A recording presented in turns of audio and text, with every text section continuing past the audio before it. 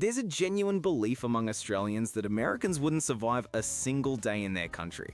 And if we're being honest, they might have a point. Let's just consider the wildlife. America has its dangers, sure. A bear is scary.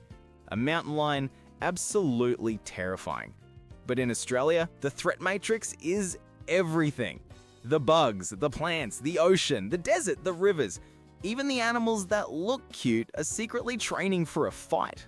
Australians are raised in an environment where imminent peril is just background noise.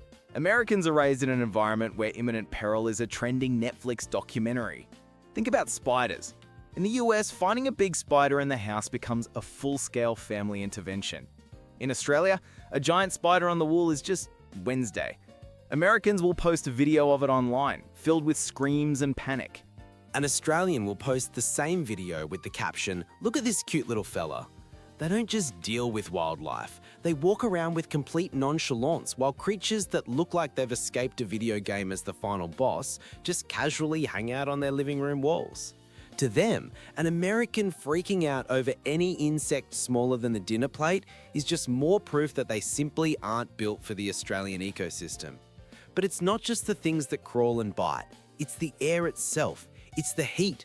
Americans start to panic when the thermostat hits 40 degrees Celsius. Australians are outside, casually having a barbecue in it. Americans call it a heat wave. Australians call it breakfast. While Americans are sprinting for the nearest air conditioner, you'll find an Australian shrugging, saying, "Yeah, nah, she'll be right," as the soles of their shoes begin to melt into the pavement. Then there's the fundamental difference in philosophy. Americans love rules. They love structure, warning labels, safety disclaimers. Australia, on the other hand, feels like a country built on the simple principle of, "You'll figure it out." They tease Americans for needing a manual for a toaster. Meanwhile, Australians grow up swimming in oceans where the warning signs basically say, "Enter at your own risk, may or may not result in death today." It's a completely different approach to existence. This bleeds into the culture. Americans will have a heated debate over which fast food chain has the spiciest chicken sandwich. Australians grow up with hot sauces that taste like they were bottled at the Earth's core. Americans will tell you stories about their adventures, which usually involve a planned hike on a marked trail. And Australians' casual childhood memory sounds like a deleted scene from an action movie. Ultimately, Australians don't think Americans are weak. They think Americans live in a carefully curated habitat, a country designed from the ground up to protect them from harm.